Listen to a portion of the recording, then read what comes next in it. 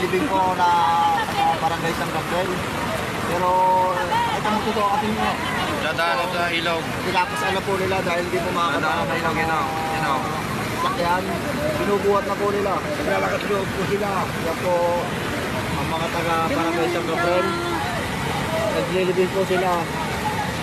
Pasan po kahit sinusung po nila ang malaking baha para lang po mailagay sa magandang huntungan ng ating po kababayang Matayin. Kaya po panoorin nyo na po ang sitwasyon namin dito sa Laurel. So, napakahirap talaga po. Talaga po sinusuon ng baha. Napakahirap talaga po ng sitwasyon dito sa Laurel.